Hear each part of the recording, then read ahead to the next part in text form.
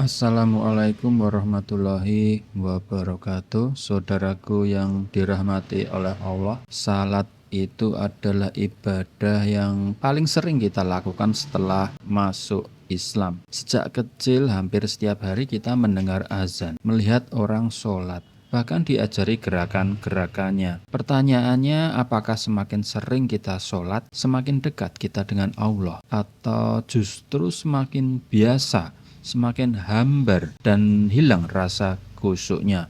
Disinilah tema menghayati dan menikmati sholat menjadi sangat penting. Bukan hanya bagaimana sholat itu sah, tapi bagaimana sholat itu hidup, menyentuh hati, dan menjadi sumber ketenangan jiwa. Kenapa sholat sering terasa hambar? Ada satu kaidah menarik yang disebutkan para ulama. Sering menyentuh sesuatu bisa menghilangkan rasa sensitif terhadapnya. Secara sederhana, makin sering berinteraksi tanpa ilmu dan tanpa kesadaran, makin mudah seseorang kehilangan rasa.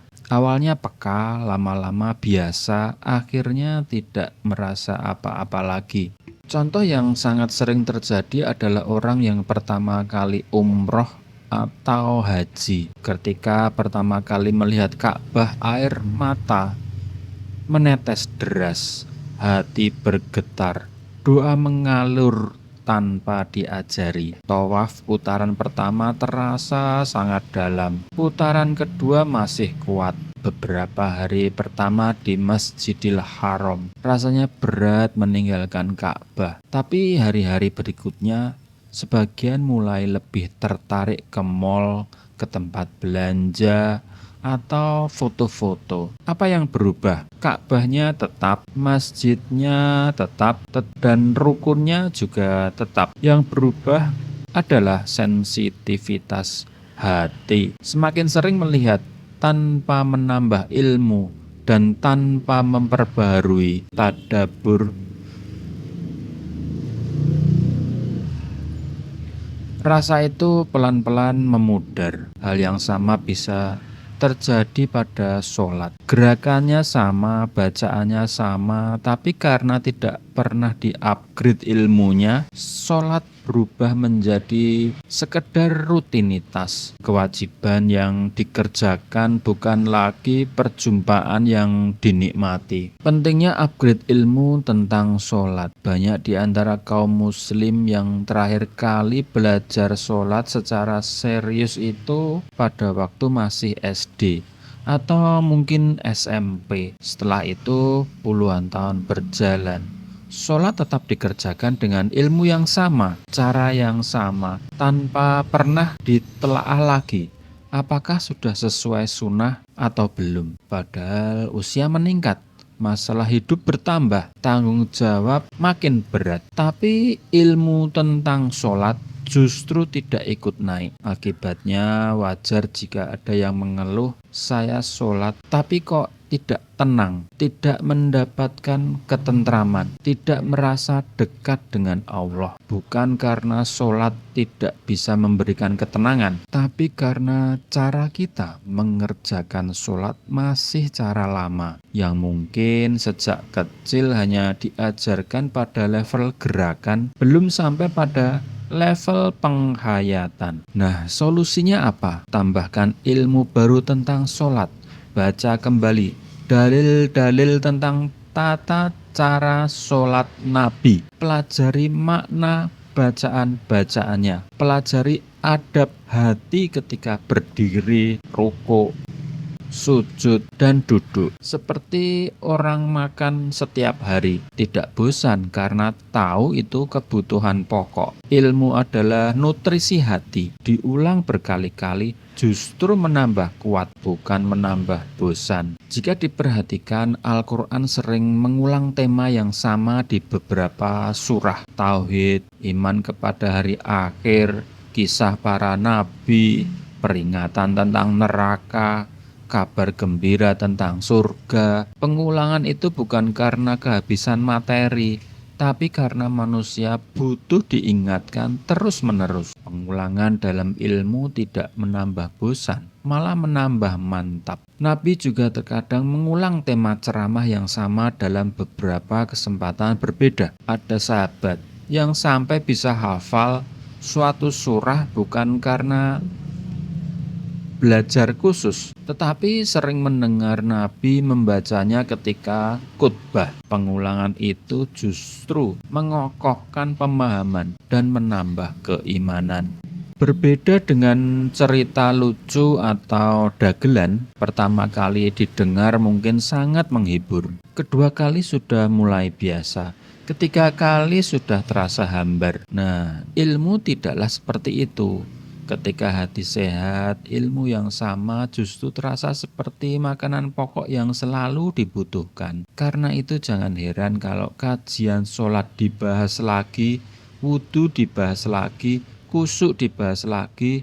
Justru dengan pengulangan, sensitivitas hati bisa diperbarui. Sholat bisa juga sebagai tempat beristirahat. Seringkali cara pandang kita terhadap sholat terbalik. Ada yang merasa capek kerja, capek urusan, capek masalah. Sholat itu menambah capek lagi. Sehingga ketika azan berkumandang, muncul rasa berat, malas, atau bahkan jengkel karena merasa aktivitas dunia yang dalam tanda petik penting harus terhenti. Padahal Rasulullah justru menjadikan sholat sebagai tempat istirahat. Dalam sebuah perjalanan yang melelahkan, ketika datang waktu sholat, beliau memerintahkan Bilal radhiyallahu anhu, istirahatlah kami dengan sholat. Artinya istirahat sejati bukan hanya tidur atau duduk santai, tapi ketika hati tenang, jiwa dekat dengan Allah, dan beban pikiran menjadi lebih ringan. Dalam kehidupan sehari-hari, orang sering mengalihkan lelahnya dengan aktivitas lain, bersepeda, naik gunung, memancing, olahraga, dan berbagai hobi. Secara duniawi itu bisa membantu mengurangi stres, tapi tetap berada pada perpindahan antara satu aktivitas dunia ke aktivitas dunia yang lain. Dari sudut pandang syar'i, ada level istirahat yang tinggi, menjadikan ibadah, terutama sholat, sebagai tempat menenangkan diri di hadapan Allah. Ketenangan batin bisa mengalahkan lelah fisik. Perhatikan, orang yang betul-betul menikmati hobinya. Ada yang menempuh jalur pendakian berjam-jam sampai puncak gunung. Fisiknya payah, napas tersenggal, otot pegal. Tapi ketika sampai puncak melihat pemandangan indah, dia berkata, "Semua capek saya terbayar." Artinya kepuasan batin mampu mengalahkan rasa lelah tubuh. Hal yang mirip terjadi pada saat orang mencintai ibadah. Nabi melakukan sholat malam begitu lama sampai kedua telapak kaki beliau bengkak. Beliau membaca surat panjang dalam satu rakaat, berhenti di ayat rahmat untuk berdoa minta surga, berhenti di ayat azab untuk berlindung dari neraka. Secara fisik berdiri lama itu melelahkan, tapi ketenangan batin yang Allah berikan membuat rasa lelah itu seakan tidak terasa. Para ulama menjelaskan ketika hati sangat fokus kepada sesuatu, rasa sakit fisik bisa tersamarkan. Dalam kisah para sahabat, ada yang terus melanjutkan sholat meskipun dipanah dari kejauhan. Karena begitu khusyuk menikmati bacaan Al-Quran, hati mereka sedang tenggelam dalam munajat, sehingga luka fisik tidak segera terasa. Ini bukan karomah berlebihan, tapi gambaran betapa kuatnya pengaruh ketenangan batin. Pertanyaannya, bagaimana agar sholat menjadi tempat istirahat? Agar sholat berubah dari beban menjadi nikmat, dari formalitas menjadi pelipur lara. Ada beberapa langkah yang bisa ditempuh. Pertama, perbaiki cara pandang. Tanamkan dalam hati bahwa salat adalah kesempatan curhat kepada Allah, bukan sekedar menggugurkan kewajiban. Ketika pikiran penuh masalah, sadarilah bahwa dalam sholat kita punya waktu untuk menyampaikan keluh kesah kepada Zat yang Maha mendengar, Maha mengabulkan, dan Maha mengatur. Kedua, hadirkan niat untuk menenangkan hati setiap kali takbiratul ikram. Katakan dalam hati, ya Allah, ini saat istirahatku, ini saat aku mendekat kepadamu. Dengan niat seperti ini, seorang akan lebih mudah menikmati bacaan, lebih sabar dalam berdiri, dan lebih betah dalam sujud. Ketiga, biasakan mencari ketenangan di masjid ketika masalah datang. Diriwayatkan bahwa Nabi ketika dilanda urusan berat segera mengerjakan sholat. Bukan berarti setiap masalah langsung hilang, tapi minimal beban psikologisnya berkurang. Sudut pandang menjadi lebih jernih, sehingga solusi lebih mudah terlihat. Kemudian apa saja tanda-tanda sholat masih dianggap sebuah beban? Allah menyebutkan salah satu ciri orang munafik. Kalau berdiri untuk sholat, mereka berdiri dengan malas. Salat tidak menjadi kebutuhan jiwa, hanya rutinitas agar dianggap baik oleh manusia. Salat yang paling berat bagi mereka adalah isya dan subuh, terutama ketika dilakukan berjamaah di masjid karena tidak tampak oleh banyak orang di kegelapan malam. Jika seseorang setiap datang waktu sholat justru muncul rasa jengkel, sudah azan lagi, rapat baru mulai sudah zuhur, kegiatan baru enak sudah asar, maka hendaknya segera waspada. Itu tanda bahwa hatinya mulai tidak suka dengan sholat. Rasa berat sesekali itu manusiawi, tapi jika terus-menerus harus segera diobati dengan taubat dan memperbanyak mengingat keutamaan sholat. Kemudian kita juga harus menghidupkan pikiran saat gerakan sholat. Agar sholat menjadi hidup, pikiran tidak boleh dibiarkan kosong ketika bergerak. Setiap gerakan memiliki dua hak, hak lahir dan hak batin. Hak lahir adalah bagaimana cara melakukan sesuai tuntunan Nabi. Posisi tangan, cara rukuk, cara sujud, cara duduk.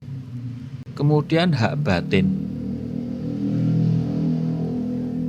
adalah apa yang dipikirkan dan direnungkan ketika melakukan gerakan-gerakan itu. Saat takbiratul ikram, hadirkan dalam benak bahwa kita sedang mengangkat dunia dan segala urusan di belakang. Fokus meminta ridho Allah. Saat ruku, rasakan diri sedang merendah di hadapan Zat yang Maha Tinggi. Saat sujud, sadarilah bahwa inilah posisi terdekat seorang hamba dengan Robnya. Perenungan seperti ini membuat setiap gerakan memiliki makna, bukan sekedar formalitas.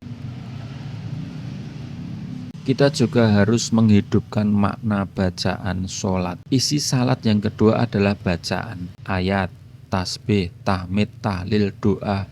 Agar bacaan ini menghidupkan hati ada dua tugas. Pertama, menyesuaikan bacaan dengan tuntunan Nabi. Membaca doa iftitah, bacaan rukuk, iktidal, sujud, dan duduk di antara dua sujud sesuai contoh. Kedua, merenungkan artinya. Ketika membaca Al-Fatihah, jangan sekedar melafazkan secara otomatis. Renungkan makna setiap ayat, pujian, pengakuan sebagai hamba, permintaan hidayah. Ketika mengucapkan iyyaka na'budu wa iyyaka nasta'in, sadari bahwa kalimat ini adalah janji dan pengakuan. Hanya kepadamu kami beribadah dan hanya kepadamu kami minta pertolongan. Jika makna-makna ini diulang setiap hari dengan kesadaran, sholat tidak akan terasa membosankan. Justru akan selalu terasa ada hal yang baru untuk diresapi, meskipun lafaznya sama.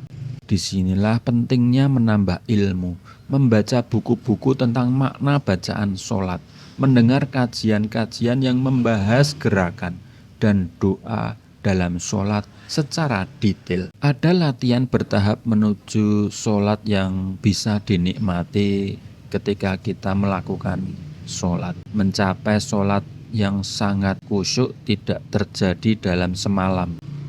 Para ulama menjelaskan kualitas sholat itu bertingkat-tingkat. Ada dari yang sekedar sah sampai benar-benar menikmati setiap detiknya. Tugas kita adalah terus berusaha naik satu demi satu. Latihan praktisnya bisa dimulai dengan hal-hal yang sederhana. Jaga wudhu dengan tenang, tidak tergesa-gesa, karena wudhu yang baik membuka pintu kekhusyuan. Datang ke masjid lebih awal beberapa menit agar hati punya waktu menenangkan diri sebelum takbir pertama. Kemudian juga pilih bacaan surat yang maknanya sudah dipelajari. Lalu ulang terus dalam sholat malam atau sholat sunnah sampai hati mulai merasakan keindahan maknanya. Pelan-pelan, insya Allah seorang yang akan merasakan bahwa sholat bukan lagi momen yang ditunggu selesai, tapi momen yang disayangkan ketika harus diakhiri dengan salam. Inilah tanda awal bahwa ia mulai menghayati